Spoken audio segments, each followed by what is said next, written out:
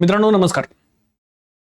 Iran, America आणि Israel हे युद्ध जरी आता पॉज झालेलं असलं, मी स्टॉप म्हणत नाही, हा पण पॉजच आहे 2 हप्त्याचा, तरी देखील त्याचे भारतीय अर्थव्यवस्थेवरती काय पडसाद आहेत ते तुम्हाला मला आपल्याला जाणवतंय की घरामध्ये सिलेंडर पोचत नाहीयेत. तुम्ही विचार करा त्याचे विश्वावरती आणि भारतीय अर्थव्यवस्थेवरती कसे इम्पॅक्ट होतात. जे मॉनिटरिस्ट इकॉनॉमिस्ट होते मिल्टन फ्रीडमन, ज्याच्यातला सर्वात मुख्य व्यक्ती मानला जातो, त्यानं ही जी मॉनिटरी पॉलिसी आहे ती आरबीआयनं सांभाळावी आणि जेणेकरून एक व्यवस्थित व्यक्ती तिथे असेल जो देशाच्या अर्थव्यवस्थेला व्यवस्थित बघेल, ही व्याप्ती मांडली. आणि त्यानंतर प्रत्येकच देशामध्ये त्या सेंट्रल बँकेचा रोल खूप महत्त्वाचा झाला. भारतामध्ये असं करण्याचं काम रिझर्व्ह बँक ऑफ इंडिया करते आणि त्यांच्यातला सर्वात मुखिया तो म्हणजे रिझर्व्ह बँक ऑफ इंडियाचे गव्हर्नर, जे आता संजय मल्होत्रा साहेब आहेत, ते ही सर्व जबाबदारी बघतात. यासाठी एक मॉनिटरी पॉलिसी कमिटी काम करत असते, MPC तिचं नाव. जे की इंटरेस्ट रेट्स आहेत ते इथे मॅनेज करण्याचं काम रिझर्व्ह बँक ऑफ इंडियाकडनं केलं जातं. त्यासाठी MPC बनलेली आहे. MPCने मॉनिटरी पॉलिसी कमिटीनं सांगितलेले सर्व निर्णय हे रिझर्व्ह बँक ऑफ इंडियावरती बंधनकारक आहे, त्यांना ते ऐकावेच लागतात. दोस्तांनो, याच्यामध्ये 6 मेंबर्स असतात, 3 भारत सरकारचे आणि 3 रिझर्व्ह बँक ऑफ इंडियाचे, आणि शक्तिकांता दास साहेब हे त्यामध्ये या मॉनिटरी पॉलिसी कमिटीचे मुख्य असतात. या फायनान्शियल इयरची पहिली मॉनिटरी पॉलिसीची बैठक पार पडली एप्रिल आणि मे महिन्यासाठी, ज्याच्यात रिझर्व्ह बँक ऑफ इंडियानं दिलासा देणारा निर्णय घेतलाय तो म्हणजे रेपो रेट बिलकुल पण चेंज केलेला नाही. हा काही ग्राफ आहे रेपो रेट बद्दलचा, तो तुम्ही बघू शकता आहात. आणि सध्याच्या स्थितीला आपण रेपो रेट हा इथे ठेवलेला आहे 5.25 वरती. हा दिलासा देणारी बाब आहे. महागाई वाढते, मग त्याला कंट्रोल करण्यासाठी आपल्याला जे इंटरेस्ट रेट्स आहेत ते हाईक करणं गरजेचं असतं, सो दॅट लोकांच्या हातात कमी पैसे उरतील. पण सर्व युद्धाची परिस्थिती बघतात रिझर्व्ह बँक ऑफ इंडियाला पण कळलंय ते करणं आता योग्य नाही. जर समजा होम लोनचे पण रेट ऑफ इंटरेस्ट वाढवून टाकले तर प्रॉब्लेम होईल. आता तुम्हाला सर्वांना इश्यू माहिती आहेत काय झालेले आहेत ते. साधा चहा जो कटिंग चहा होता तो 5 रुपयाचा होता, तो आता किमान 12-15 रुपयाला मिळायला लागलेला आहे. काही काही ठिकाणी तर कटिंग चहा डायरेक्ट बंदच केलेला आहे. घ्यायचा असेल तर फुल चहा घ्या. मी चहावरनं तुम्हाला उदाहरण दिलं की ते तर सुरुवात आहे, पण आता तुम्ही बाकी गोष्टींचे रेट्स तुम्ही स्वतः चेक करा काय झालेलं आहे आणि काय नाही ते. तर रिझर्व्ह बँक ऑफ इंडियाला पण कळतं की आता आपण जर रेट्स हाईक केले तर प्रॉब्लेम हे होऊ शकतात.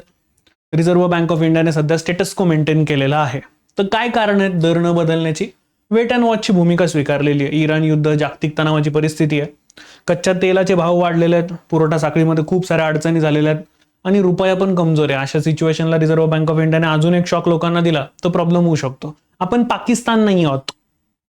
हे बेसिकली आता पण जे युद्ध 2 हप्त्याचा विराम झालेला आहे, ज्याच्यामध्ये इराणने पण सांगितलं आणि अमेरिकेने पण सांगितलंय, डोनाल्ड ट्रम्प यांनी त्यांच्या ट्रूथ सोशलवरती टाकलं की आसिफ मुनीर आणि field marshal, his favourite field marshal ते आणि शाबाज शरीफ या दोघांनी मिळून बाबा रे हे सगळं घडवून आणलं.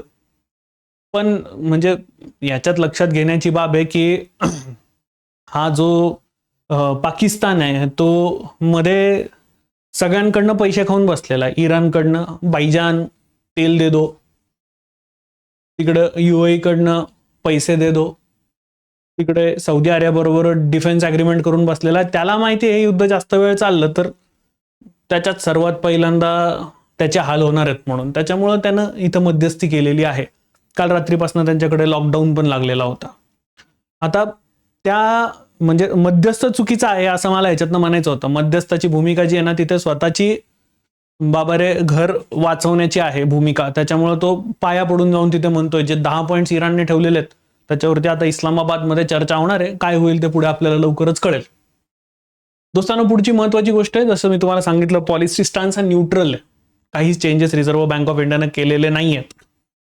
महागाई नियंत्रणात आहे असं रिझर्व्ह बँक ऑफ इंडियाला म्हणायचंय, पण जोखीम वाढती असं पण ते म्हणतात आहेत. अपेक्षित महागाई म्हणजे टार्गेटेड जी महागाई आहे ती जवळपास 4.6 पर्यंत आहे. म्हणजे टार्गेट आपल्याला 2 ते 6च्या मध्ये ठेवायचं होतं, त्याच्यात आपण आता देखील आहोत असं रिझर्व्ह बँक ऑफ इंडियाला म्हणायचंय.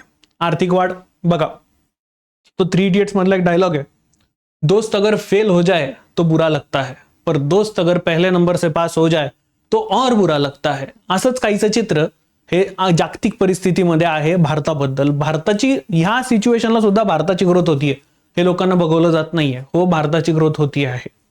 मित्रांनो, रिझर्व्ह बँक ऑफ इंडियाच्या फायनान्शियल इयर 27 बद्दलचं म्हणणं आहे की 6.9% ग्रोथ भारत आता पण करतो आहे. काही परिस्थिती वाईट नाही आहे, आपलं सगळं व्यवस्थित चाललेलं आहे असं रिझर्व्ह बँक ऑफ इंडियाचं म्हणणं आहे.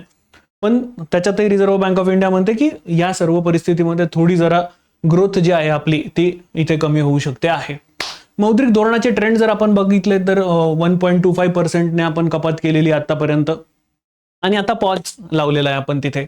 याला कॅलिब्रेटेड टाइटनिंग असं म्हटलं जात असतं. रिझर्व्ह बँक ऑफ इंडियाला दर वाढवायचे असतील किंवा कमी करायचे असतील तर दनादन Reserve Bank of India gear टाकणे आणि तिथे बाबा रे ब्रेक लावणे असं करत नाही. ते कॅलिब्रेट करत असतं की दर वाढवायचे असतील तर ते हळूहळू, कमी पण करायचे असतील तर ते हळूहळू. तर रिझर्व्ह बँक ऑफ इंडिया सगळा सिनॅरिओ आता बघतीये. Accordingly reserve Bank of India तिथे निर्णय घेताना आपल्याला दिसून येईल. आता याचे परिणाम काय काय आहेत जे आपल्याला जाणून घेणं खूप गरजेचं आहे. पहिलं म्हणजे ते होम लोन धारक ज्यांनी जे कोणी आहेत त्यांना दिलासा मिळतोय. काही कोणतेही रेट ऑफ इंटरेस्ट लगेचच्या लगेच तुमचे वाढणार नाही आहेत. पहिलं. 2, व्याजदर स्थिर राहतात आहेत. 3, रिझर्व्ह बँक ऑफ इंडियाचं म्हणणं आहे की आपण म्हणजे उद्दिष्ट आहे की आपण महागाईला नियंत्रणात ठेवूया जेणेकरून गरीब व्यक्तीला प्रॉब्लेम होता कामा नये, आणि आर्थिक वाढ जी आहे ती आपली सस्टेन राहिली पाहिजे, टिकली पाहिजे, जेणेकरून भारताला परत एकदा जे टार्गेट्स आपण 2047चे ठेवलेले आहेत ते अचीव करता येतील. तर अशी सर्व काही सिच्युएशन आहे दोस्तांनो. आय होप तुम्हाला या व्हिडिओमधनं महत्त्वाची माहिती मिळालेली असेल. आपलं टेलिग्राम चॅनल तुम्हाला खाली मिळतं आहे, कृपया त्याला नक्कीच जॉईन करून घ्या. आपल्या सर्व लेक्चरचे नोटिफिकेशन त्या माध्यमातून तुम्हाला सर्वांना मिळतील. मी इथे थांबतो. धन्यवाद. जय हिंद.